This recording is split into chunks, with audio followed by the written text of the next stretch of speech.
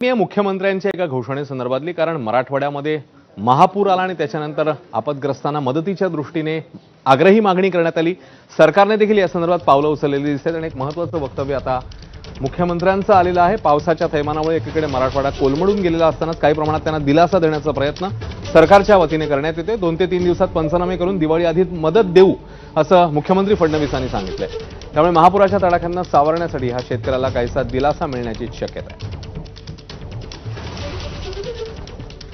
वेगवेगळ्या प्रकारे ज्या प्रकारचं नुकसान झालेलं आहे त्या सगळ्या नुकसानाच्या संदर्भात एक कॉम्प्रिहेन्सिव्ह पॉलिसी तयार करून आणि ही सगळी जी काही मदत आम्ही करणार आहोत ही पुढच्या आठवड्यामध्ये त्या संदर्भातली घोषणा आम्ही करू आणि शक्यतोवर आमचा प्रयत्न आहे की सगळी मदत ही शेतकऱ्यांना दिवाळीपूर्वी त्यांच्या खात्यामध्ये मिळाली पाहिजे अशा प्रकारचा प्रयत्न आम्ही करणार आहोत। तसाच निर्णय मंत्रिमंडळाने घेतला आहे।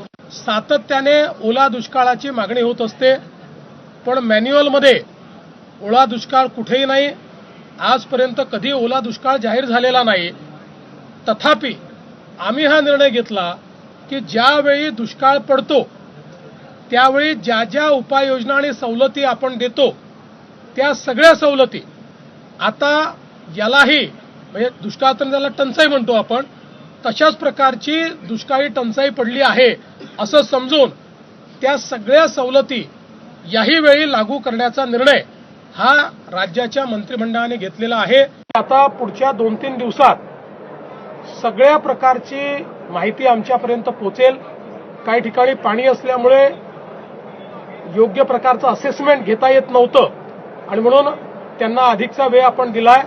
पुढच्या 2-3 दिवसात ही सगळी माहिती पोहोचेल। त्यानंतर शेतकऱ्यांना करावयाची मदत असेल,